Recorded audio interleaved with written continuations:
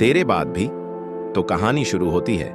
Seoul की सर्द हवाओं में घुली थी एक नई शुरुआत की खामोश सरगम यूना, एक सीधी सादी और शांति पसंद करने वाली लड़की पहली बार अपने सपनों की यूनिवर्सिटी के कैंपस में कदम रखती है। किताबों, कॉफी और अपने ख्वाबों में खोई यूना के लिए ये नई जिंदगी किसी अजनबी शहर जैसी थी, जहां सब कुछ नया था। चेहरे, रास्ते और दिल की धड़कनों में चलती बेचैनी। एक दिन लाइब्रेरी में जब यूना अपनी नोटबुक में कुछ लिख रही थी, तभी उसकी नजर अचानक एक लड़के पर पड़ी। ऊंचा कद, हल्की मुस्कान और आंखों में एक गहराई। वो था हान जी-वून, यूनिवर्सिटी का सीनियर, लेकिन सबसे अलग। वो भीड़ में भी शांत रहता, किताबों में खोया रहता, लेकिन उसमें कुछ ऐसा था जो यूना की नजरें उससे हटने नहीं देती थीं। वो पहली मुलाकात नहीं थी, लेकिन पहली बार दिल ने किसी को इतने गौर से देखा था। यूना का दिल धीरे धीरे उस मुस्कान में उलझने लगा। वो चाहती तो नहीं थी, पर हर रोज उसका रास्ता वहीं से गुजरता, जहां जी-वून अक्सर बैठा मिलता। और फिर एक दिन, जैसे किस्मत को भी उन दोनों की खामोशी समझ आ गई हो, यूना की किताबें अचानक गिर जाती हैं और जी-वून उसकी मदद करता है। वही छोटी सी मुलाकात, जो सिर्फ कुछ सेकंड की थी, यूना के लिए हमेशा के लिए यादगार बन गई। उस दिन के बाद दोनों की बातचीत धीरे धीरे शुरू होती है। कभी नोट्स शेयर करना, कभी क्लास के प्रोजेक्ट्स पर साथ काम करना। हर छोटा पल यूना के लिए खास बनने लगा। जी-वून की बातों में सादगी थी, उसकी हंसी में सुकून और उसकी मौजूदगी में एक ऐसा अपनापन जिसे यूना ने पहले कभी महसूस नहीं किया था। वो दिन जब पहली बार जी-वून ने यूना को यूनिवर्सिटी कैफे में अकेले बैठा देखा, तो उसने बिना कुछ कहे उसके सामने कॉफी रख दी और कहा, थोड़ा ब्रेक ले लो, पढ़ाई से ज्यादा जरूरी तुम खुद हो। यूना चौंकी, लेकिन मुस्कुरा दी। ये एक ऐसा पल था जहां दिल ने अपनी पहली धड़कन महसूस की। धीरे धीरे दोनों के बीच एक अनकहा रिश्ता बनने लगा। बातों में वो गर्माहट थी जो सर्दियों में भी यूना के दिल को गर्म रखती थी। हर रोज वो उसी जगह बैठते, वही कॉफी, वही बातचीत, लेकिन हर बार कुछ नया, कुछ खास। यूना को ये नहीं पता था कि वो इसे क्या नाम दे, लेकिन उसे ये समझ आ चुका था कि जी-वून अब सिर्फ एक सीनियर नहीं रहा।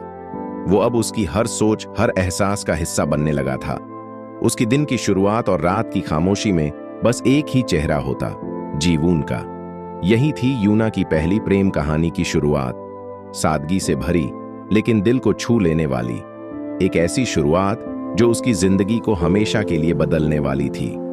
सर्दियों की शामें और सियोल की हल्की रिमझिम बारिश जैसे हर चीज यूना की जिंदगी में एक नई मिठास भर रही थी। जब से जी-वून उसकी जिंदगी में आया था, यूना के लिए हर दिन कुछ खास हो गया था। अब वो अकेले लाइब्रेरी नहीं जाती थी, उसके पास एक साथी था जो चुपचाप उसकी किताबें उठाता, खामोशी से पास बैठता और एक मुस्कान में वो सब कह देता जो शब्दों से बेहतर था। एक दिन जब क्लास खत्म हुई तो यूना कॉलेज के बाहर इंतजार कर रही थी कि अचानक पीछे से आवाज आई, चलो कहीं और पढ़ते हैं, यहाँ बहुत शोर है। वो जी-वून था जिसने पहली बार खुद यूना को बाहर साथ चलने का कहा। यूना थोड़ी घबराई, लेकिन उसकी आंखों में वो भरोसा था जिससे इनकार नहीं किया जा सकता। दोनों एक शांत कैफे में बैठ गए, जहां दीवारों पर किताबें थीं, खिड़की से हल्की बारिश दिखती थी और दो दिलों की धड़कनों में एक खास जुड़ाव था। वो दिन यूना के लिए सबसे अलग था। पहली बार उसने महसूस किया कि उसके खामोश जज्बातों को कोई पढ़ पा रहा है। जी-वून उसकी बातें ध्यान से सुनता, उसकी छोटी छोटी बातों पर मुस्कुराता और उसकी परेशानियों को हल्के शब्दों में मिटा देता। यूना को लगता था जैसे वो किसी पुरानी फिल्म की कहानी जी रही हो, सब कुछ धीमा लेकिन खूबसूरत। एक शाम जब दोनों यूनिवर्सिटी के गार्डन में बैठे थे, तो जी-वून ने यूना की तरफ देखा और कहा, तुम्हारे साथ समय कैसे निकल जाता है, पता ही नहीं चलता। यूना कुछ नहीं बोली, लेकिन उसका चेहरा गुलाबी पड़ गया। पहली बार उसके दिल ने इतनी तेज धड़कन महसूस की थी। हर मुलाकात में अब एक इंतजार छिपा होता, एक दूसरे को देखने का, कुछ कहने का, कुछ महसूस करने का। हर दिन के साथ दोनों का रिश्ता और गहरा होता जा रहा था। कभी कॉफी शेयर करना, कभी साथ चलना और कभी बिना कहे एक दूसरे को समझ लेना। ये सब उन पलों को खास बना रहा था। अब यूना के दिन की शुरुआत उसके गुड मॉर्निंग मैसेज से होती और रातें खत्म होती उसकी मुस्कान के ख्याल में। जीवून के साथ बिताए पल यूना की जिंदगी की सबसे खूबसूरत यादें बनती जा रही थीं। वो अब पहले जैसी नहीं रही। उसमें आत्मविश्वास आ गया था। वो खुलकर हंसने लगी थी और सबसे बड़ी बात, उसने अपने दिल को पहली बार किसी के लिए खोल दिया था। इन कुछ हफ्तों में यूना और जीवून की दोस्ती एक अनकहे रिश्ते में बदल चुकी थी। शब्द भले ही अब तक नहीं कहे गए थे, लेकिन नजरों की खामोश भाषा सब बयां कर चुकी थी। ये वो वक्त था जब प्यार अपनी सबसे सच्ची और मासूम शक्ल में उनके बीच सांस ले रहा था, धीरे लेकिन गहराई से। ठंडी हवा में हल्की गुलाबी धूप खिल रही थी।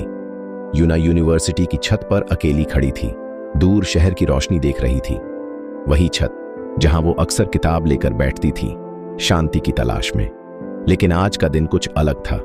आज उसके दिल में हलचल थी, कोई अनकहा सवाल, कोई अधूरी सी उम्मीद, और फिर पीछे से आती एक जानी पहचानी आवाज, तुम्हें अकेले देखना अब अच्छा नहीं लगता।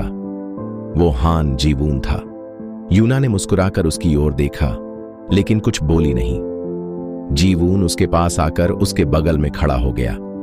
दोनों कुछ देर तक बिना कुछ कहे खामोशी में डूबे रहे। छत पर सिर्फ हवा की आवाज थी और दो दिल जो अब तक अनकहे एहसासों में बंध चुके थे। फिर अचानक जीवून ने जेब से एक छोटा सा कागज निकाला, उसे यूना की ओर बढ़ाया। यूना ने सवाल भरी नजरों से देखा और धीरे से वो कागज खोला। उसमें लिखा था, क्या तुम मेरी गर्लफ्रेंड बनोगी? यूना कुछ पल के लिए चुप रह गई। उसकी आंखों में हल्की नमी थी, लेकिन होंठों पर वो मुस्कान थी जो दिल से निकली थी। उसने कुछ नहीं कहा, बस धीरे से सिर हिला दिया। वो एक छोटा सा इशारा था, लेकिन उसमें हर वो बात थी जो शब्द नहीं कह सकते। जीवून ने मुस्कुराकर उसके हाथों को अपने हाथ में लिया। उनके बीच कोई बड़ा जश्न नहीं था, कोई शोर नहीं था, लेकिन उस छत पर एक नया रिश्ता जन्म ले चुका था। यूना के लिए ये पल एक सपना जैसा था, सादा, सुंदर और बिल्कुल सच्चा। उस दिन दोनों साथ नीचे उतरे और यूना को लग रहा था जैसे पूरी यूनिवर्सिटी में सिर्फ वही दो लोग हों। हर रास्ता, हर कोना आज कुछ और ही रंग में रंगा था। वो पहली बार था जब यूना ने खुद को किसी के इतना करीब महसूस किया।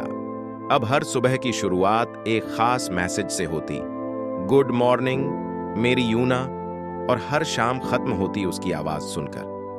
वो साथ बैठते, पढ़ते, हंसते और एक दूसरे की छोटी छोटी बातें याद रखते। यूना के लिए ये रिश्ता सिर्फ एक नाम नहीं था, ये उसके जीवन की सबसे सुंदर कहानी बन रही थी। उसका चेहरा अब हमेशा मुस्कुराता रहता। क्लास में उसका ध्यान पढ़ाई में कम और जीवून की ओर ज्यादा होता, लेकिन उसे फर्क नहीं पड़ता था, क्योंकि अब उसकी दुनिया में एक ऐसा इंसान था जो उसे वैसे ही समझता था जैसे वो है, बिना बदले, बिना शर्त। उनके बीच का प्यार नया था, लेकिन बहुत गहरा था। एक ऐसा रिश्ता जो बिना किसी शोर के शुरू हुआ था, लेकिन यूना के दिल में हमेशा के लिए बस गया था। यही थी उस मासूम से इकरार की कहानी, जहां पहली बार दो दिलों ने एक दूसरे को अपना कहा, चुपचाप लेकिन पूरी सच्चाई के साथ। यूना की जिंदगी अब पूरी तरह बदल चुकी थी। वो जो पहले खुद में ही रहती थी, अब हर रोज उसकी आंखों में एक नई चमक होती थी। उसका चेहरा बिना कहे सब कुछ बयां कर देता था। सुबह सुबह कैंपस में कदम रखते ही उसका दिल एक ही चीज ढूंढता, जीवून। और जब वो सामने से आता हल्की मुस्कान के साथ, तो जैसे पूरी दुनिया थम जाती।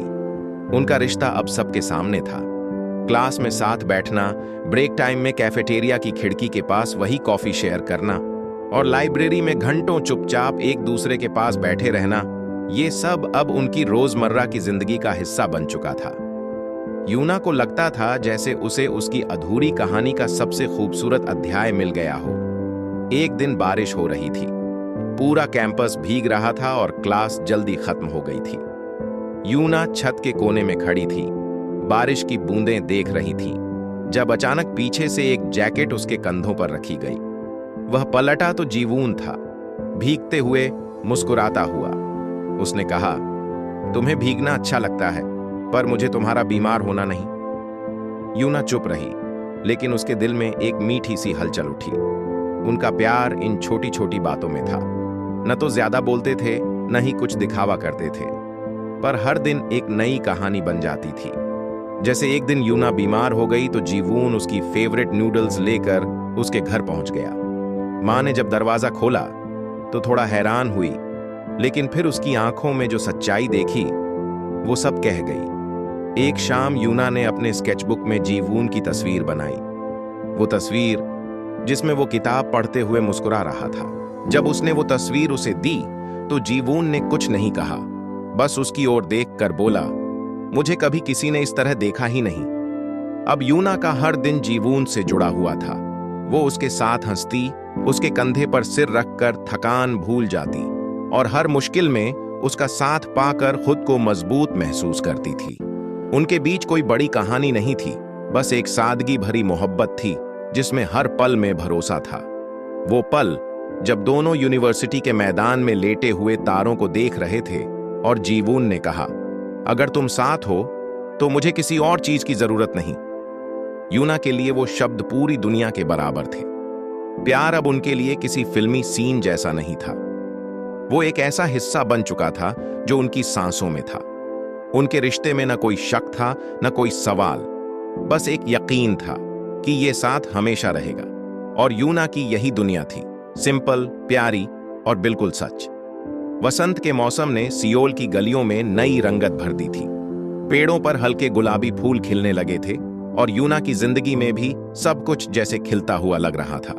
वो और जीवून अब एक दूसरे के साथ ज्यादा वक्त बिताने लगे थे। यूनिवर्सिटी की पढ़ाई, प्रोजेक्ट्स, छोटी छोटी डेट्स और लंबी बातें, हर लम्हा यूना के लिए खास बनता जा रहा था। उस दिन यूनिवर्सिटी में एक कल्चरल फेस्टिवल था। यूना ने पारंपरिक ड्रेस पहनी थी और जैसे ही जीवून ने उसे देखा, कुछ पल तक उसे बस निहारता रह गया। वो मुस्कुराया और बोला, तुम आज कुछ ज्यादा ही खूबसूरत लग रही हो। यूना ने झेंपते हुए नजरें झुका लीं, लेकिन उसका चेहरा सब कुछ कह रहा था। फेस्टिवल के दौरान दोनों ने साथ कुछ गेम्स खेले, तस्वीरें खिंचवाईं और शाम को कैंपस के पुराने पेड़ के नीचे बैठ गए जहां हल्की लाइट्स टंगी हुई थीं। यूना ने धीरे से पूछा, तुम्हें कभी डर नहीं लगता कि यह सब एक दिन बदल जाएगा? जीवून ने बिना देर किए जवाब दिया, अगर हम सच्चे हैं तो कुछ भी नहीं बदलेगा। वो जवाब यूना के दिल को छू गया। उसे पहली बार ऐसा महसूस हुआ कि उसके पास कोई है जो सिर्फ उसके साथ नहीं बल्कि उसके हर डर, हर खुशी का हिस्सा भी बनना चाहता है। उनके रिश्ते की यही बात अलग थी। उसमें सिर्फ रोमांस नहीं था, बल्कि एक भरोसे भरा साथ था। कुछ दिन बाद जीवून का जन्मदिन आया। यूना ने उसके लिए खुद हाथ से एक डायरी बनाई थी, जिसमें उसने उन सभी पलों को लिखा था जो उन्होंने साथ बिताए थे। पहली मुलाकात, पहली कॉफी, पहली बारिश और पहली बार जब उसने हाँ कहा था। जब जीवून ने वो डायरी पढ़ी तो उसकी आंखों में चमक थी। उसने यूना को गले से लगाते हुए कहा, तुम्हारा प्यार मेरे लिए सबसे कीमती तोहफा है। अब दोनों का रिश्ता और गहरा हो चुका था। कॉलेज के आखिरी साल की शुरुआत हो रही थी और साथ ही उनके सपनों की दुनिया भी बन रही थी। यूना चाहती थी कि ये साथ हमेशा बना रहे।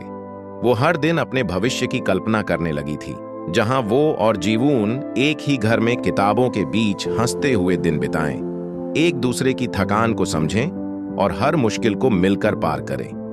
पर अब कहानी एक ऐसे मोड़ की तरफ बढ़ रही थी जहां सब कुछ आसान नहीं रहने वाला था। प्यार जितना सच्चा था, समय उतना ही तेजी से बदल रहा था। लेकिन इस वक्त यूना को बस यही लगता था कि उसका हर आज जीवून के साथ है और यही काफी है। उनके रिश्ते की ये मिठास, ये मासूमियत और एक दूसरे को समझने की गहराई ही थी जो इस प्रेम कहानी को खास बना रही थी। एक ऐसी कहानी जो धीरे धीरे दर्शकों के दिल में उतरती जा रही थी, सादगी से, सच्चाई से। सर्दियों की शुरुआत हो चुकी थी। सियोल की हवाओं में ठंडक के साथ कुछ अजीब सी खामोशी भी घुलने लगी थी। यूना अब पहले से ज्यादा व्यस्त रहने लगी थी। फाइनल ईयर का प्रेशर बढ़ रहा था, लेकिन उसके लिए सबसे ज्यादा मायने जीवून के साथ बिताए वो छोटे छोटे पल ही रखते थे। इन दिनों जीवून भी कुछ बदला बदला सा लगने लगा था। पहले जो हर बात पर मुस्कुराता था, अब उसकी आंखों में थकावट दिखती थी। यूना ने कई बार पूछा, सब ठीक है? लेकिन हर बार जवाब वही होता, हाँ, बस थोड़ा काम ज्यादा है। यूना को कुछ ठीक नहीं लग रहा था। अब कॉल्स पहले जैसे नहीं आते थे। मैसेज का जवाब देर से आता था और मुलाकातें भी कम होने लगी थीं। वो समझना चाहती थी, पर जोर देकर पूछना नहीं चाहती थी। उसका दिल हर दिन ये सोचता था कि शायद यह सिर्फ पढ़ाई का दबाव है, शायद वो थका हुआ है, लेकिन उसका मन इन बातों से संतुष्ट नहीं हो पाता था। एक दिन यूनिवर्सिटी में यूना को अकेले बैठा देखकर उसकी दोस्त सोजी पास आई और बोली, क्या तुम जानती हो कि जीवून इन दिनों किसी और के साथ भी काफी वक्त बिता रहा है? यूना एक पल के लिए चुप हो गई। उसने कुछ नहीं कहा, बस हल्के से सिर झुका लिया। शाम को जब यूना और जीवून की मुलाकात हुई, उसने बिना गुस्से के सिर्फ शांत लहजे में पूछा, क्या तुम मुझसे कुछ छिपा रहे हो? जीवून कुछ पल चुप रहा, फिर मुस्कुराया और बोला, नहीं, सब ठीक है। वो मुस्कान यूना के लिए अब वैसी नहीं थी जैसी पहले होती थी। उसमें अपनापन नहीं, कोई झूठ छिपा हुआ लगा। उस रात यूना बहुत देर तक जागती रही। उसने अपनी स्केचबुक खोली, वो पेज पलटे जहां उसने और जीवून की हर याद को संजोया था। लेकिन आज उन तस्वीरों में भी रंग फीके लगने लगे थे। अब वो दिन आ चुका था जब यूना के दिल में सवालों ने घर बना लिया था। लेकिन फिर भी वो खुद को ये यकीन दिलाती रही कि शायद वो ज्यादा सोच रही है, शायद सब पहले जैसा ही है और ये सिर्फ उसका डर है। उसकी आंखें अब हर बात को पढ़ना चाहती थीं, जीवून की नजरें, उसका लहजा, उसकी चुप्पी, पर जवाब कहीं नहीं था। यूना अब खुद से लड़ रही थी, अपनी उम्मीदों से, अपने भरोसे से। लेकिन एक बात साफ थी, हवा में कुछ बदल रहा था। यूना का रिश्ता, जो कभी उसकी सबसे बड़ी ताकत था, अब धीरे धीरे एक अनकहा बोझ बनता जा रहा था। इस बदलाव की शुरुआत बहुत हल्की थी, लेकिन वो धीरे धीरे उसकी जिंदगी को छूने लगी थी। और यूना का दिल, जो अब भी जीवून से उतना ही प्यार करता था, पहली बार डरने लगा था, खोने से, टूटने से। सियोल की सड़कों पर ठंडी हवा बह रही थी, हर पेड़ से सूखे पत्ते गिर रहे थे, जैसे हर चीज में कोई ना कोई कहानी छिपी हो। यूना की जिंदगी भी अब एक ऐसे मोड़ पर थी जहां हर दिन उसके मन में कुछ नया सवाल उठता था। पहले जहां हर सुबह एक प्यारे से मैसेज से होती थी, अब उसका फोन चुप रहता था। जीवून अब पहले जैसा नहीं रहा था, उसका लहजा बदल गया था। उसकी नजरें अब यूना की आंखों से मिलने से कतराने लगी थीं। यूना ने कोशिश की, कई बार सोचा कि खुलकर बात करे, लेकिन हर बार उसके भीतर एक डर बैठ जाता, कहीं वो सच न मिल जाए जो वो सुनना नहीं चाहती। एक दिन यूना ने हिम्मत करके कैंपस के पुराने कॉरिडोर में जीवून को अकेले बुलाया, वहां जहां उनकी पहली लंबी बातचीत हुई थी। वो चाहती थी कि इसी जगह वो सच भी जान ले। उसने सीधा पूछा, क्या हम अब भी वैसे ही हैं जैसे पहले थे? जीवून कुछ पल तक चुप रहा, फिर एक लंबी सांस लेकर बोला, यूना, मैं नहीं जानता, शायद मैं बदल गया हूं, शायद हमारे बीच जो था वो अब वैसा नहीं रहा। उसके शब्द यूना के दिल में कहीं गहरे उतर गए। एक पल के लिए सब कुछ रुक गया। वो सिर्फ उसे देखती रही, बिना कुछ कहे। उसकी आंखों में आंसू नहीं थे, लेकिन एक गहराई थी, टूटे हुए भरोसे की, चुपचाप बिखरते सपनों की। यूना ने खुद को संभालते हुए पूछा, क्या कोई और है? जीवून ने नजरें झुका लीं। उसके चुप रहने से यूना को सब समझ आ गया। जवाब की जरूरत नहीं रही। यूना ने उस पल कुछ नहीं कहा, बस वहां से धीरे धीरे चल दी, जैसे उसके पैरों के नीचे जमीन नहीं थी। वो रास्ता जो कभी प्यार से भरा हुआ था, अब खाली लग रहा था। उस रात यूना बहुत देर तक खिड़की के पास बैठी रही। बाहर हल्की बारिश हो रही थी और वो अपने भीतर की आवाजें सुन रही थी। उसने अपनी डायरी खोली, जिसमें कभी उसने जीवून के लिए हर खास पल लिखा था। आज उसने लिखा, प्यार कभी खत्म नहीं होता, बस उसका रूप बदल जाता है। शायद वो अब मेरी यादों में रहेगा, किसी खूबसूरत कहानी की तरह जो अधूरी रह गई। अब यूना ने तय किया कि वो खुद को खोने नहीं देगी। वो उस दर्द को अपनाएगी, लेकिन उसमें डूबेगी नहीं। उसके भीतर एक नई ताकत जागी थी, खुद को फिर से पाने की, खुद से प्यार करने की। उस दिन यूना के भीतर कुछ टूट गया, लेकिन उसी टूटन में उसने एक नया रास्ता देख लिया। प्यार की कहानी अब एक नए अध्याय की ओर बढ़ रही थी, जहां वो अकेली थी पर कमजोर नहीं। सुबह की पहली किरण यूना के चेहरे पर पड़ी, लेकिन उसकी आंखें बंद ही रहीं। रात भर जागने के बाद अब नींद भी उसकी दोस्त नहीं रही थी। पिछली शाम का हर लम्हा उसके दिल में जैसे एक फिल्म की तरह बार बार चल रहा था। वो लम्हा जब जीवून ने उसकी आंखों में देखे बिना कहा था कि अब सब पहले जैसा नहीं रहा। वो शब्द यूना के भीतर कुछ ऐसा तोड़ गए थे जिसे उसने बड़े जतन से संभाल कर रखा था। भरोसा, उम्मीद और एक खूबसूरत भविष्य की कल्पना। लेकिन अब वो सब धुंध बनकर उसकी आंखों के सामने तैरने लगा था। आज उसने खुद को कमरे से बाहर निकाला, बिना किसी तय योजना के। वो सड़कों पर यूं ही चलती रही जैसे अपने भीतर की उलझनों से भाग रही हो। रास्ते में हर वो जगह दिखी जहां उसकी और जीवून की कोई याद थी। कैफे की वो खिड़की वाली सीट, यूनिवर्सिटी का वह कोना जहां पहली बार उसने मुस्कुराकर उसे देखा था, और वो लाइब्रेरी की बेंच जहां दोनों साथ पढ़ा करते थे। हर जगह आज भी वही थी, लेकिन अब उसमें से जीवन निकल चुका था। यूना के चेहरे पर कोई शिकवा नहीं था, सिर्फ एक शांत स्वीकार था, जैसे वो अब समझ चुकी थी कि हर चीज हमेशा नहीं चलती। शाम को उसने अपने पुराने स्केचबुक के पन्ने पलटे। वहां जीवून की तस्वीर थी, वो मुस्कान थी जो अब किसी और की हो चुकी थी। उसने पेंसिल उठाई और उसी स्केच के बगल में खुद की तस्वीर बनानी शुरू की। एक नई यूना, अकेली लेकिन आत्मविश्वास से भरी। उसने खुद से वादा किया, अब मैं सिर्फ अपने लिए जीऊंगी। जो बीत गया वो मेरी कहानी का हिस्सा है, पर मैं अब उसे दोहराने के लिए नहीं, बल्कि सीखने के लिए याद रखूंगी। इसके बाद यूना ने वो सारे पुराने मैसेज, तस्वीरें और यादें अपने फोन से डिलीट कर दी। एक एक चीज को मिटाना आसान नहीं था, पर वो जानती थी ये जरूरी है। अब उसकी जिंदगी एक नए मोड़ पर थी। वो पहले की तरह टूटी नहीं थी, बल्कि अब पहले से कहीं ज्यादा मजबूत हो गई थी। उसने अपनी पुरानी डायरी को बंद कर एक नई डायरी निकाली और पहले पन्ने पर लिखा, यह नई शुरुआत है, अब हर पन्ना सिर्फ मेरे लिए होगा। उसकी आंखों में अब आंसू नहीं थे, बल्कि एक चमक थी, खुद को फिर से पा लेने की। यूना अब उस रास्ते पर थी जहां प्यार की जगह खुद से मोहब्बत ने ले ली थी, जहां हर दिन वो खुद को बेहतर बनाएगी, और एक दिन ऐसा आएगा जब वो पीछे मुड़कर देखेगी और मुस्कराएगी उस अधूरी कहानी पर जिसने उसे खुद की सबसे मजबूत कहानी लिखना सिखाया। सर्द हवा अब धीरे धीरे ठंडी धूप में बदलने लगी थी। मौसम तो बदल रहा था और अब यूना भी बदल रही थी। उसके चेहरे पर अब वही मासूमियत थी, लेकिन उसमें एक नया आत्मविश्वास भी जुड़ गया था। दर्द अब भी उसके अंदर था, मगर वो उसे कमजोरी नहीं, अपनी ताकत बना रही थी। यूना ने अपने दिन की शुरुआत एक नए रूटीन से की। वो अब सुबह सुबह टहलने जाने लगी, जहां हल्की धूप पेड़ों के पत्तों से छनकर उसके चेहरे पर पड़ती थी। उसने अपनी डायरी के पन्नों पर खुद से बातें करनी शुरू की, हर दिन की छोटी छोटी बातें, अपने डर, अपने सपने और उन खामोशियों को जो किसी से कह नहीं पाती थी। कॉलेज में भी उसका अंदाज अब पहले से बदल चुका था।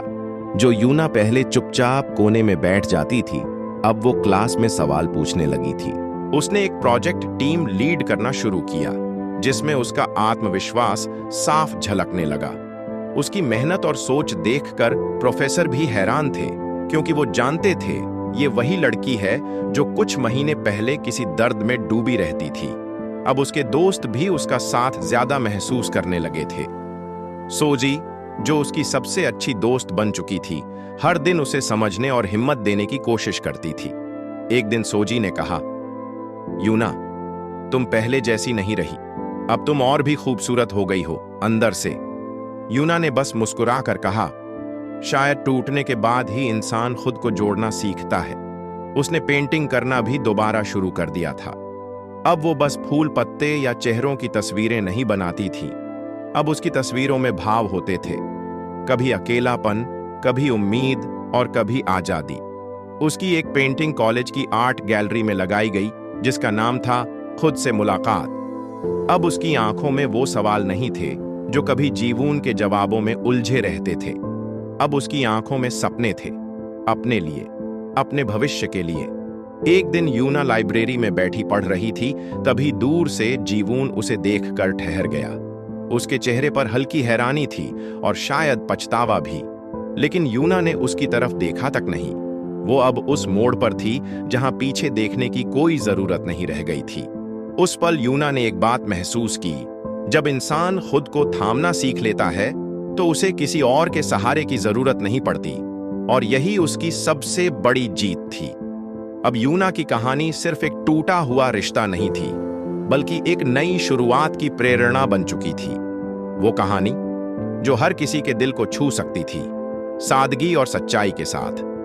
सर्दी अब ढलान पर थी और वसंत की आहट धीरे धीरे महसूस होने लगी थी।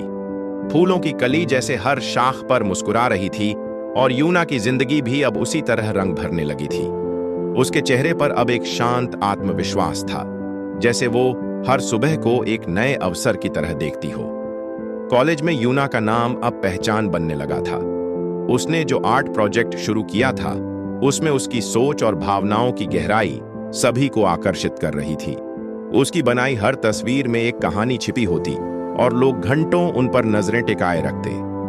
एक प्रोफेसर ने उससे कहा, यूना, तुम्हारी कला अब सिर्फ रंग नहीं, अनुभव बन चुकी है। एक दिन कॉलेज में एक बड़ी आर्ट प्रदर्शनी की घोषणा हुई। यूना को भी उसमें भाग लेने का निमंत्रण मिला। उसने यह अवसर पूरे दिल से स्वीकार किया और दिन रात अपनी एक खास पेंटिंग पर काम करने लगी। उसका मकसद सिर्फ जीतना नहीं था, बल्कि अपने अंदर की बात को बिना बोले दुनिया तक पहुंचाना था।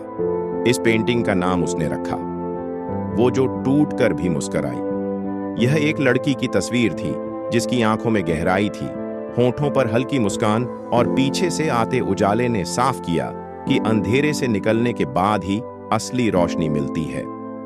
प्रदर्शनी के दिन यूना ने उस पेंटिंग को एक सफेद फ्रेम में लगा कर रखा। लोग उसकी ओर खींचते चले आए। हर कोई थोड़ी देर ठहरता, कुछ सोचता, और फिर बिना कुछ कहे मुस्कुराकर आगे बढ़ता। यह यूना के लिए सबसे बड़ी सफलता थी, जब लोग उसकी कला से जुड़ने लगे। उसी शाम एक आर्ट ब्लॉगर ने उसकी पेंटिंग की तस्वीर सोशल मीडिया पर पोस्ट की और लिखा, यह सिर्फ एक चित्र नहीं, यह एक भावना है जो हर उस इंसान को छूती है जिसने कभी खुद को टूटा हुआ महसूस किया हो। यूना को इस पोस्ट पर हजारों लाइक्स और कमेंट्स मिले। कई लोगों ने उसे धन्यवाद कहा कि उसने बिना कहे उनके दिल की बात कह दी। यूना के लिए यह सिर्फ सोशल मीडिया की बात नहीं थी, बल्कि उस सफर की पहचान थी जो उसने खुद के भीतर तय किया था। अब वह जान चुकी थी कि उसका दर्द ही उसकी ताकत है और उसकी कला ही उसकी आवाज। उस रात यूना ने अपनी नई डायरी में लिखा, अब मैं सिर्फ यादें नहीं बनाती, अब मैं जिंदगी को उस रूप में रंगती हूं जो सच्चा हो, साफ हो और सबसे बढ़कर मेरा अपना हो। उसकी कहानी अब आगे बढ़ चुकी थी और हर दिन उसमें एक नया रंग जुड़ता जा रहा था। यही कहानी अब लोगों को न सिर्फ पसंद आने लगी थी, बल्कि उनके दिलों में जगह बना रही थी, सच्चाई, आत्मविश्वास और एक नई शुरुआत के साथ। वसंत की ठंडी हवा अब गर्माहट से भरने लगी थी। पेड़ों पर खिले फूलों की खुशबू जैसे हर सुबह को खास बना रही थी, और यूना की जिंदगी में भी कुछ नया खिलने लगा था। अब वो अपने दर्द को नहीं छुपाती थी, बल्कि उसे अपनाकर एक नई प्रेरणा के रूप में जी रही थी। उसकी मुस्कान में अब सच्चाई थी और उसकी आंखों में एक ठहराव, जैसे उसने खुद को पूरी तरह से पहचान लिया हो। कॉलेज में एक नई कार्यशाला शुरू हुई थी, एक्सप्रेस थ्रू इमोशन, जहां छात्रों को अपनी भावनाओं को कला, लेखन या संगीत के जरिए व्यक्त करने का अवसर दिया गया। यूना को इस प्रोजेक्ट का प्रतिनिधि बनाया गया। यह उसके लिए बहुत खास था, क्योंकि अब उसे अपनी तरह के उन लोगों से मिलना था जो दिल में बहुत कुछ रखते थे लेकिन कह नहीं पाते थे। पहली ही मीटिंग में यूना ने सबको एक बात कही, हम सब ने कभी न कभी कुछ खोया है, लेकिन अगर हम उसे खुद में जगह देना सीख लें तो वो खोया हुआ हिस्सा ही हमें सबसे सुंदर बना देता है। उसकी बात सुनकर कई छात्रों की आंखों में चमक आ गई। उन्होंने खुद को खुलकर व्यक्त करना शुरू किया। यूना ने एक नया प्रोजेक्ट शुरू किया, अनकहे शब्द, जिसमें हर छात्र अपनी कहानी एक छोटे कैनवास पर चित्र या शब्दों के जरिए उतारता। एक लड़की ने मां के खोने का दर्द दिखाया, एक लड़के ने अपने सपनों की उड़ान, और किसी ने अपने अकेलेपन की झलक। यूना ने भी एक पेंटिंग बनाई, एक खुला आकाश जिसमें एक लड़की खड़ी थी, अकेली लेकिन मजबूत। उस पेंटिंग में कोई चेहरा नहीं था, क्योंकि यूना चाहती थी कि हर कोई उस लड़की में खुद को देख सके। यह प्रोजेक्ट सोशल मीडिया पर वायरल हो गया। लोगों ने अपने अनुभवों को साझा करना शुरू किया। एक कमेंट में लिखा था, "ये तस्वीर मेरी कहानी है जिसे मैं कभी किसी को बता नहीं पाया।" कॉलेज ने इस प्रोजेक्ट को आधिकारिक प्रदर्शनी में शामिल करने का निर्णय लिया। यूना को मुख्य वक्ता बनाया गया। जब वो मंच पर खड़ी हुई तो उसकी आवाज में आत्मविश्वास साफ था। उसने सिर्फ इतना कहा, "कभी कभी सबसे खूबसूरत कला वही होती है जो दिल से निकले, और सबसे गहरी बात वो होती है जो बिना कहे समझ आ जाए।" अब यूना सिर्फ एक छात्रा नहीं रही थी, वो एक बदलाव की शुरुआत बन चुकी थी, जहां कला, भावनाओं और अपनेपन का संगम था। उस दिन जब प्रदर्शनी खत्म हुई तो यूना ने आसमान की ओर देखा। बादल छंट चुके थे और सूरज पूरी चमक के साथ मुस्कुरा रहा था। उसने महसूस किया, अब अंधेरे से डर नहीं लगता, क्योंकि भीतर एक ऐसी रोशनी जाग चुकी है जो कभी बुझ नहीं सकती। और यही उसकी असली जीत थी, खुद से जुड़ना, दूसरों को जोड़ना और हर टूटे दिल को ये एहसास दिलाना कि उसकी कहानी भी मायने रखती है। यूना की जिंदगी अब उस मोड़ पर थी जहां उसकी पहचान सिर्फ किसी की प्रेमिका नहीं, बल्कि एक कलाकार, एक लीडर और सबसे जरूरी खुद की सबसे अच्छी दोस्त बन चुकी थी। कॉलेज में उसका प्रोजेक्ट अनकहे शब्द अब पूरे शहर में चर्चा का विषय बन चुका था। लोगों को उसमें अपने जज्बात मिलते थे और हर चित्र, हर कहानी दिल को छू जाती थी। एक दिन कॉलेज की ओर से एक विशेष आमंत्रण आया। शहर की एक प्रतिष्ठित गैलरी ने यूना और उसकी टीम को आमंत्रित किया था कि वे वहां अपनी प्रदर्शनी लगाए। यह मौका यूना के लिए एक सपने के जैसा था। वो जानती थी ये सिर्फ एक आर्ट शो नहीं, बल्कि उन सभी कहानियों की आवाज बनने का मौका है जो अब तक चुप थीं। यूना ने अपनी टीम के साथ मिलकर गहराई से योजना बनाई। हर कैनवस को एक भाव दिया गया, जैसे खामोश दर्द, बदलती पहचान, छूटी हुई उम्मीद और फिर से जीना। उसने हर पेंटिंग के नीचे सिर्फ एक छोटा सा वाक्य लिखा, ताकि दर्शक खुद उसमें अपने मायने खोज सकें। प्रदर्शनी का दिन आया।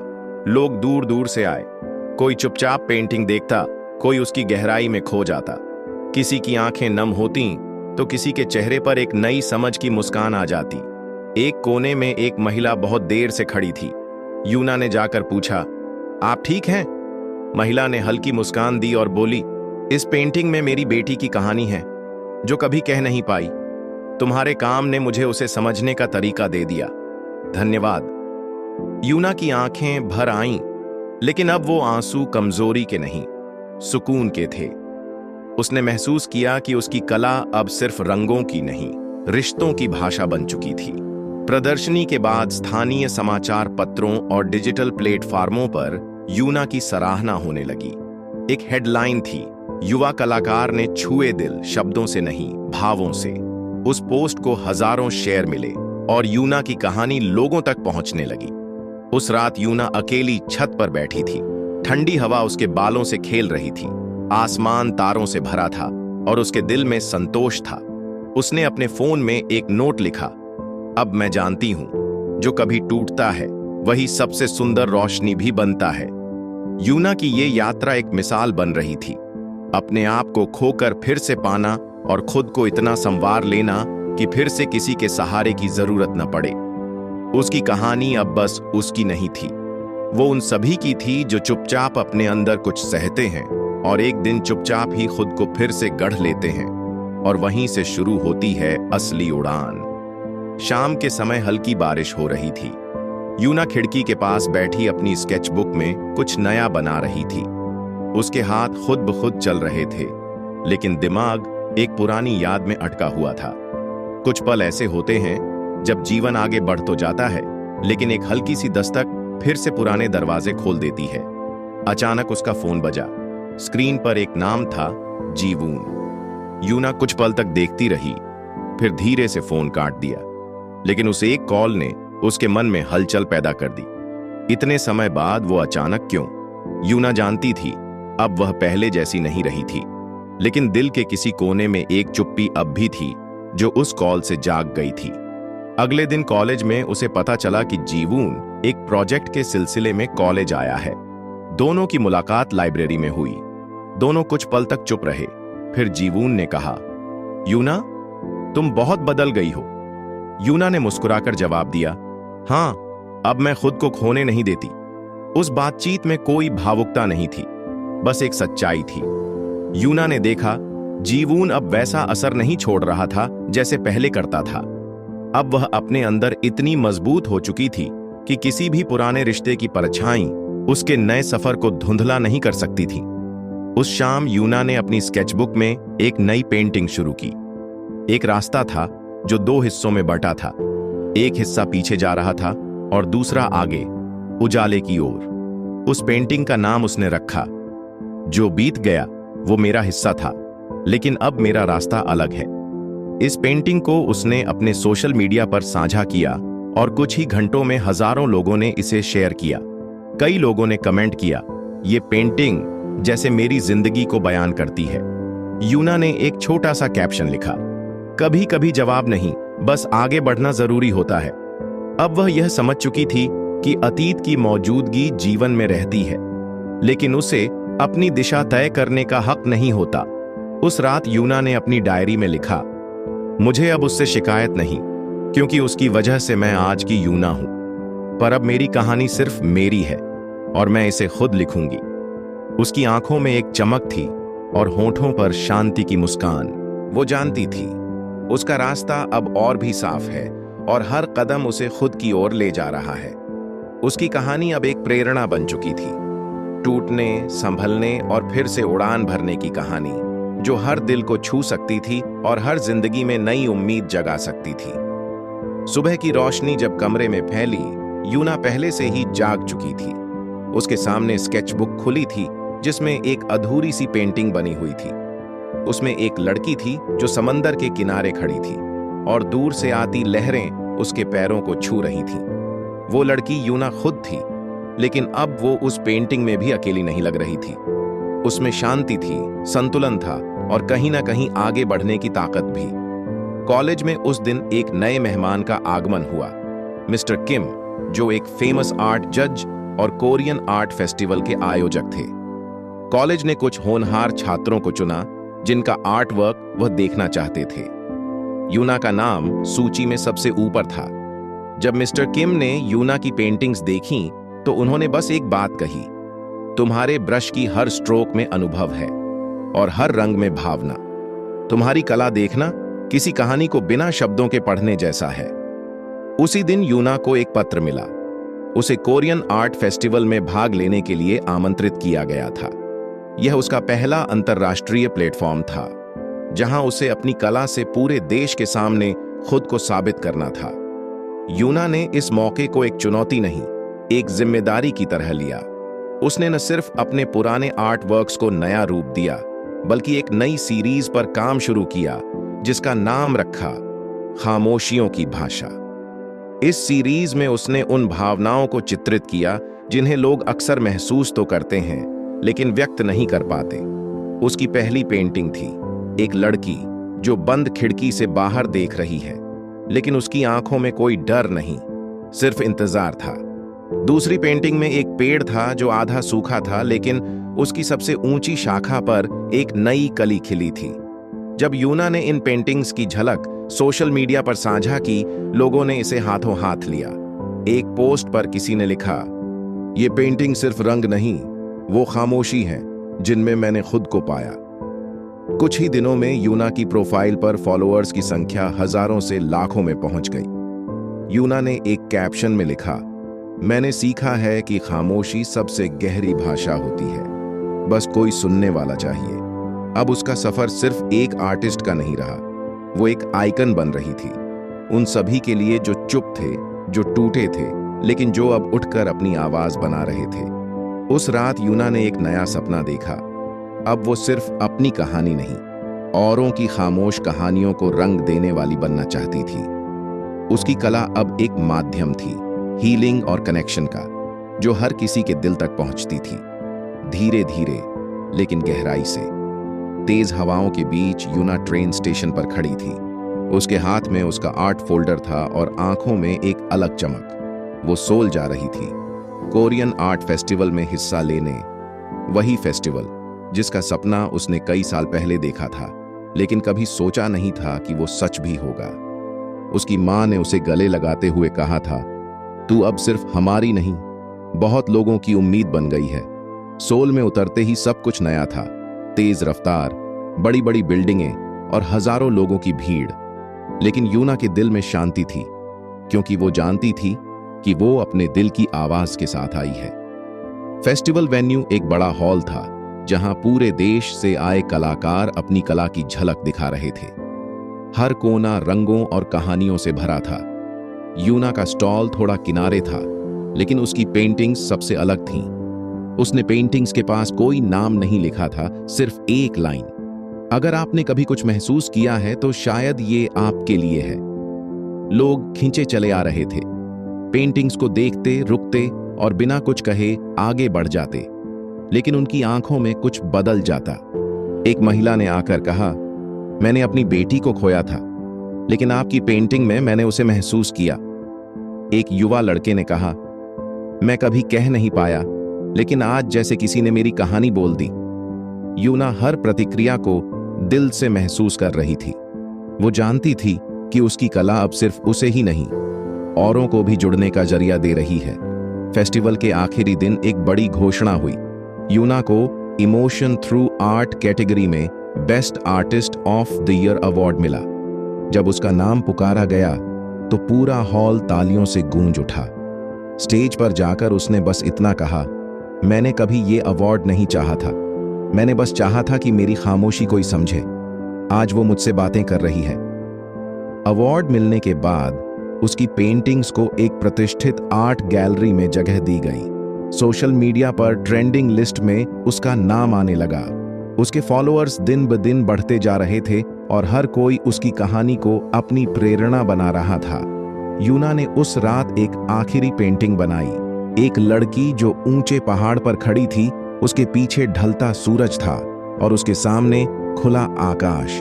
उसने नीचे लिखा, अब मैं जानती हूं हर अंत के बाद एक नई शुरुआत होती है। उसकी यात्रा अब भी जारी थी, लेकिन अब वो अकेली नहीं थी। उसकी कला, उसकी कहानी और उसका साहस हजारों दिलों का हिस्सा बन चुका था। यही उसकी सबसे बड़ी उड़ान थी और यही उसकी असली जीत। यूना अब एक नया जीवन जी रही थी। उसकी पहचान एक आम छात्रा से बदलकर एक प्रसिद्ध आर्टिस्ट बन चुकी थी, लेकिन इस पहचान के साथ उसकी जिम्मेदारियां भी बढ़ गई थीं। अब लोग उससे उम्मीदें लगाने लगे थे, उसकी कला में खुद को ढूंढने लगे थे। यही वजह थी कि वह हर नए काम को बहुत सोच समझकर करने लगी थी। कोरियन आर्ट फेस्टिवल के बाद उसे एक नामी आर्ट स्कूल में गेस्ट आर्टिस्ट के तौर पर बुलाया गया। वहां उसे युवा कलाकारों को अपनी कहानी और कला के जरिए प्रेरित करना था। यूना ने उस स्कूल की दीवारों को देखा और अपनी पहली क्लास को याद किया, जहां उसने डर के साथ ब्रश उठाया था। आज वह उसी डर को हर किसी के चेहरे से हटाना चाहती थी। उसने छात्रों से कहा, कला में तकनीक से ज्यादा जरूरी होता है सच्चा भाव। अगर दिल से बनाओगे तो हर रेखा एक कहानी कहेगी। उसके शब्द दिल से निकले थे और हर छात्र के दिल में उतर गए। कुछ ने कहा कि वे पहली बार इतना जुड़ाव महसूस कर रहे हैं। उस क्लास के बाद यूना को बहुत से ईमेल आए, जिनमें युवाओं ने उसे अपनी अपनी कहानियां बताईं, कैसे वे टूटा महसूस करते थे, कैसे वे खुद को अभिव्यक्त नहीं कर पाते थे और कैसे यूना की कला ने उन्हें उम्मीद दी। यूना ने उन सभी कहानियों को पढ़ा और उनमें से हर एक को अपने नए प्रोजेक्ट का हिस्सा बनाने का फैसला किया। उसका अगला आर्ट प्रोजेक्ट था तुम्हारी भी कहानी है, जिसमें वह अनजान लोगों की असली भावनाओं को रंगों में उतारने वाली थी। उसने सोशल मीडिया पर एक पोस्ट की, अगर आपके दिल में कोई कहानी है जो आप बोल नहीं पाते तो मुझे बताओ, मैं उसे रंग दूंगी। हजारों संदेश आए और हर एक अपने आप में अनोखा था। कुछ में खोए हुए रिश्तों की कसक थी, कुछ में आत्मसंघर्ष और कुछ में चुपचाप सहा गया दर्द। यूना ने एक एक भावना को समझा और हर हफ्ते एक नई पेंटिंग बनानी शुरू की। पहली पेंटिंग थी एक लड़की जो टूटे हुए आईने में अपनी मुस्कान ढूंढ रही थी। दूसरी थी एक लड़का जिसकी परछाई उससे कह रही थी, तू काफी है। इन पेंटिंग्स को उसने सोशल मीडिया पर शेयर किया और लोगों की प्रतिक्रिया उम्मीद से कहीं ज्यादा मिली। हर पेंटिंग के साथ लोग जुड़ते चले गए। एक कमेंट था, जैसे किसी ने मेरे अंदर की आवाज को रंग दिया हो। यूना को अब एहसास हुआ कि उसकी कला सिर्फ उसका सपना नहीं, एक आंदोलन बन रही है। वो एक पुल बन रही थी, दिल से दिल तक, खामोशी से शब्दों तक, अकेलेपन से अपनापन तक। हर रंग, हर रेखा अब किसी की आवाज थी, और यूना उस आवाज को दुनिया तक पहुंचा रही थी, चुपचाप लेकिन बहुत गहराई से। यूना अब एक ऐसी राह पर थी जहां उसका हर कदम किसी न किसी के जीवन को छू रहा था। उसके तुम्हारी भी कहानी है प्रोजेक्ट ने देश भर में लोगों का ध्यान खींचा था। हर नई पेंटिंग के साथ हजारों दिल जुड़ते जा रहे थे। उसकी कला अब केवल देखने के लिए नहीं थी, बल्कि महसूस करने के लिए थी। एक दिन यूना को एक पत्र मिला जो हाथ से लिखा हुआ था। उसमें एक लड़की ने अपनी कहानी बताई थी, कैसे उसने बचपन से ही खुद को अकेला महसूस किया, कैसे उसके सपनों को किसी ने समझा नहीं, और कैसे वह अब हार मानने के करीब थी। लेकिन यूना की बनाई पेंटिंग परछाई की आवाज ने उसे रोक लिया। उस लड़की ने लिखा, तुम्हारे रंगों ने मुझे बचा लिया। यूना इस पत्र को पढ़कर देर तक शांत बैठी रही। फिर उसने एक सफेद कैनवस उठाया और उसमें बस एक नीला वृत्त बनाया। यह वृत्त था उम्मीद का, जीवन के चक्र का, और यह दिखाता था कि हर चीज लौटकर फिर से नई शुरुआत ले सकती है। उसने इस पेंटिंग का नाम रखा, फिर से। इस पेंटिंग के साथ यूना ने एक छोटा सा नोट भी शेयर किया, कभी कभी हम खुद को भूल जाते हैं, लेकिन अगर आप थक गए हैं तो थोड़ा रुकिए। आप खत्म नहीं हुए हैं, आप बस फिर से शुरू होने वाले हैं। इस नोट ने सोशल मीडिया पर धूम मचा दी।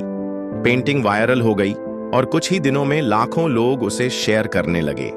हर किसी को जैसे अपने जीवन की झलक उसमें दिख रही थी। फिर यूना को एक अंतरराष्ट्रीय आर्ट एग्जीबिशन से निमंत्रण मिला। यह एग्जीबिशन पेरिस में होना था और थीम थी कला जो दिलों को जोड़ती है। यह उसके लिए बहुत बड़ा मौका था, लेकिन उससे भी बड़ा था यह विश्वास कि उसकी कला सीमाओं को पार कर रही थी। पेरिस जाने से पहले यूना ने एक और स्पेशल पेंटिंग बनाई। इसमें दो लोग थे जिनके बीच एक पुल बना था, और उस पुल पर कोई शब्द नहीं थे, सिर्फ रंग। यह पुल था भावनाओं का, समझ का, और वह जुड़ाव जिसे शब्द नहीं बांध सकते। उसने इस पेंटिंग का नाम रखा बिना कहे। इस पेंटिंग के साथ यूना ने अपनी जर्नी का एक छोटा वीडियो भी तैयार किया, जिसमें उसने कोई वॉइस ओवर नहीं किया, सिर्फ उसकी पेंटिंग्स और कुछ चिट्ठियों के टुकड़े थे। यह वीडियो उसके चैनल पर अपलोड होते ही ट्रेंड करने लगा। लोगों ने कहा, पहली बार बिना बोले किसी ने इतना कुछ कह दिया। यूना अब बस एक कलाकार नहीं रही थी, वह एक साइलेंट मूवमेंट की शुरुआत कर चुकी थी, जहां दर्द को रंगों में बदला जाता था और खामोशी को समझा जाता था। उसकी कला अब दिलों को जोड़ने वाली एक जुबान बन चुकी थी, जिसे समझने के लिए कुछ कहना जरूरी नहीं था, बस महसूस करना काफी था। पेरिस की ठंडी सुबह थी। यूना एयरपोर्ट से बाहर निकली तो हल्की धूप उसके चेहरे पर पड़ी। ये उसकी जिंदगी का वो पल था जिसकी उसने कभी कल्पना तक नहीं की थी।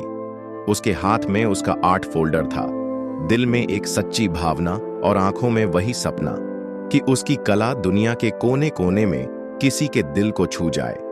इंटरनेशनल एग्जीबिशन की गैलरी में पहुंचते ही उसकी नजर एक बहुत बड़ी दीवार पर पड़ी, जहां हर देश से आए कलाकारों की सबसे खास पेंटिंग्स लगाई गई थीं। उस दीवार पर यूना की पेंटिंग बिना कहे को सबसे बीच में लगाया गया था। नीचे एक छोटा सा कार्ड था, कोरिया की युवा कलाकार जो दिलों को जोड़ती है बिना कुछ कहे। उस पल यूना की आंखों में चमक और हल्की नमी दोनों आ गईं। यह उसकी मेहनत, उसकी चुप्पी और उसके रंगों की जीत थी। एग्जीबिशन की शुरुआत हुई और कई बड़े कलाकार, आर्ट क्यूरेटर और पत्रकार वहां मौजूद थे। सभी ने यूना की पेंटिंग के आगे रुककर कुछ समय बिताया। एक मशहूर फ्रेंच कलाकार ने कहा, ये लड़की कुछ ऐसा कहती है जिसे शब्द कह नहीं सकते। यूना ने अपनी भाषा में सिर्फ एक लाइन लिखी, दिल से बनाया है, दिल से समझिए। यह पंक्ति गैलरी में घूमते हुए हर किसी के दिल को छू गई। उस दिन शाम को एग्जीबिशन की वेबसाइट पर यूना की पेंटिंग को सबसे ज्यादा देखा गया काम घोषित किया गया। पेंटिंग की एक छोटी सी क्लिप सोशल मीडिया पर वायरल हो गई, जिसमें पेंटिंग की झलक और यूना की शांत मुस्कान थी। उस वीडियो को लाखों बार देखा गया, शेयर किया गया और उस पर ढेरों भावनात्मक कमेंट्स आए। एक महिला ने लिखा, मैंने अपने पति को खोया है, लेकिन इस पेंटिंग ने मुझे फिर से सांस लेना सिखाया। एक किशोर ने लिखा, मैंने अपने दर्द को कभी किसी से नहीं कहा, लेकिन आज मैं रो पाया। यूना ने उस रात होटल के कमरे में बैठकर एक नई पेंटिंग की शुरुआत की। इस बार उसने ब्रश से पहले कागज पर बस उंगलियों से रंग फैलाए। उसमें कोई आकृति नहीं थी, सिर्फ बहते हुए रंग थे, जैसे भावनाएं बह रही हों। उसने उस पेंटिंग का नाम रखा, जो समझे वही अपना। उसने पेंटिंग के साथ कोई कैप्शन नहीं दिया, बस एक खाली स्पेस छोड़ा और लिखा, क्या तुम इसे महसूस कर सकते हो? यह सवाल ही उसकी सबसे बड़ी कला बन गया। अगले दिन तक वह पेंटिंग सबसे ज्यादा चर्चा में थी। यूना की यात्रा अब सिर्फ कला की नहीं रही, ये एक भावनात्मक अनुभव बन चुकी थी, जो सीमाओं, भाषाओं और शब्दों से परे था। हर नया रंग, हर नई रेखा एक नई कहानी बन रही थी, और दुनिया उन कहानियों को अपना मान रही थी। यूना के लिए पेरिस का सफर किसी सपने से कम नहीं था। उसने जो देखा, महसूस किया और लोगों से जो जुड़ाव बना, वो सब उसकी सोच से कहीं आगे था। अब वह अपने देश को लौटने वाली थी, लेकिन कुछ लेकर नहीं, बल्कि बहुत कुछ छोड़कर। उसने वहां दिलों में जगह बनाई थी, उम्मीदें बोई थीं और कुछ अधूरी कहानियों को रंग देकर पूरी कर दिया था। वापस कोरिया लौटते वक्त उसकी फ्लाइट में खिड़की से बाहर का आसमान बेहद शांत था, जैसे उसका मन। जब वह अपने स्टूडियो पहुंची तो हर चीज वैसे ही थी, लेकिन अब उसके अंदर की दुनिया बदल चुकी थी। वह जानती थी, अब सिर्फ पेंटिंग बनाना काफी नहीं, अब उसे कुछ और करना है जो हर दिल तक पहुंचे। उसने अपने पुराने दोस्तों, कॉलेज के प्रोफेसर्स और कुछ आर्टिस्ट्स से बात की और एक छोटा लेकिन खास प्रोजेक्ट शुरू किया। कला स्कूल उन लोगों के लिए जिनके पास कोई मंच नहीं है। यह स्कूल आम लोगों के लिए था, जहां न उम्र मैटर्ड करती थी, न अनुभव, बस एक सच्चा दिल होना जरूरी था। पहले दिन जब स्कूल की दीवार पर यूना ने यहां कोई गलत नहीं होता लिखा, तो हर कोई चुपचाप मुस्कुरा दिया। वो जानते थे, यहां उन्हें सिर्फ रंग नहीं सिखाए जाएंगे, बल्कि खुद को समझने का रास्ता मिलेगा। हर क्लास में यूना पहले एक कहानी सुनाती थी, किसी की सच्ची कहानी जो उसे लिखकर भेजी गई होती थी। फिर वह कहती, अब इसे रंगों में बताओ।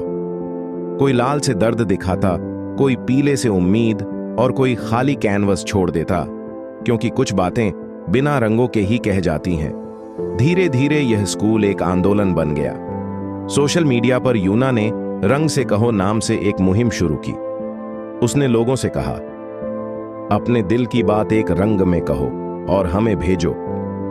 हजारों रंगों से बने संदेश आने लगे। किसी ने नीले में अपने अकेलेपन को दिखाया, किसी ने हरे में अपनी नई शुरुआत को। यूना ने उन रंगों को एक विशाल दीवार पर एक साथ सजाया और उसे नाम दिया, हम सबकी आवाज। इस दीवार की तस्वीरें इंटरनेट पर वायरल हो गईं। वो न सिर्फ एक आर्टवर्क थी, बल्कि वो एक एहसास था जो लोगों को ये समझा रहा था कि हर भावना की एक जगह होती है, हर खामोशी का एक मतलब होता है। यूना जान चुकी थी कि अब उसकी कला सिर्फ उसका सपना नहीं, बल्कि एक पुल बन चुकी है, लोगों के बीच, मन के भीतर और जिंदगी के हर कोने में। उसकी यह यात्रा अब उस मोड़ पर थी जहां उसकी कहानी और हजारों कहानियां एक हो गई थीं, बिना शब्दों के, सिर्फ दिलों की जुबान में। वह सुबह बाकी दिनों से कुछ अलग थी। यूना अपनी छोटी सी खिड़की के पास बैठी थी, हाथ में चाय का कप और सामने वही स्केचबुक जिसमें उसकी सबसे पहली पेंटिंग थी। वो पेंटिंग जो उसने उस दिन बनाई थी जब उसे पहली बार धोखा मिला था। एक रंग जो टूटे दिल से निकला था, आज एक पूरी दुनिया को जोड़ने का जरिया बन चुका था। अब उसके स्कूल को खुले 1 साल हो चुका था। हर महीने सैकड़ों लोग आते, सीखते और अपनी कहानियों को रंगों के जरिए बोलते। स्कूल की दीवारें अब सैकड़ों पेंटिंग्स से भरी थीं और हर पेंटिंग के पीछे एक नाम नहीं, बल्कि एक एहसास था। यूना ने तय किया कि अब समय है इन कहानियों को और दूर तक पहुंचाने का। उसने एक डिजिटल आर्ट गैलरी बनाना शुरू किया, जहां दुनिया भर के लोग अपने बनाए हुए भावनाओं के रंग शेयर कर सकते थे। इसमें सिर्फ पेंटिंग्स नहीं, बल्कि छोटी वीडियो क्लिप्स, आवाजें और शब्दहीन कहानियां भी होती। इस प्रोजेक्ट का नाम था रंग बोलते हैं। प्रोजेक्ट के शुरू होते ही भारत से एक लड़की की वीडियो आई, जिसमें उसने अपनी मां के गुजरने के बाद सिर्फ गुलाबी और स्लेटी रंगों से एक दिल बनाकर भेजा था। उसने कुछ नहीं कहा, लेकिन उसके रंग सब कह गए। वहीं जापान से एक लड़के ने अपनी चुप्पी को नीले और काले रंग के मेल से दिखाया। यूना ने इन सभी क्लिप्स को एक डॉक्यूमेंट्री में बदला, जिसमें किसी का चेहरा नहीं था, बस रंग, ध्वनि और भावनाएं थीं। डॉक्यूमेंट्री को रिलीज करने के बाद पहले 24 घंटों में ही लाखों व्यूज मिले। लोग कहते, ऐसा लगा जैसे मेरी ही कहानी है, जैसे कोई मेरे अंदर बोल रहा है। इसी बीच एक इंटरनेशनल यूट्यूब चैनल ने यूना की कहानी को फीचर किया। उन्होंने उसका पूरा सफर दिखाया, एक लड़की जो टूटे दिल से उठी और दुनिया भर के दिलों को जोड़ने वाली बन गई। वीडियो के अंत में सिर्फ एक लाइन आई, जब तुम बोल नहीं पाते तब भी तुम्हारे रंग बोलते हैं। इसने यूना की दुनिया को और बड़ा कर दिया। उसके स्कूल को अब सरकारी सहयोग मिलने लगा और उसने देश के अन्य हिस्सों में भी ऐसे छोटे कला केंद्र खोलने का निर्णय लिया। यूना अब कैमरे से दूर थी, लेकिन उसकी बनाई हर पेंटिंग एक वीडियो की तरह थी, जिसे हर कोई देखता, समझता और महसूस करता। उसकी कला उसका मिशन बन चुकी थी। उसने अपनी स्केचबुक के आखिरी पन्ने पर एक लाइन लिखी, सिर्फ दिल टूटने से कहानियां नहीं बनती, कभी कभी उन्हें जोड़ने से भी बनती हैं। यही उसकी सबसे बड़ी कला थी और यही उसकी अंतिम कहानी नहीं, बल्कि एक नई शुरुआत थी। आपको कहानी कैसी लगी? कमेंट में जरूर बताना। इसी तरह की प्यार भरी स्टोरी देखने के लिए वीडियो को लाइक और चैनल को सब्सक्राइब करें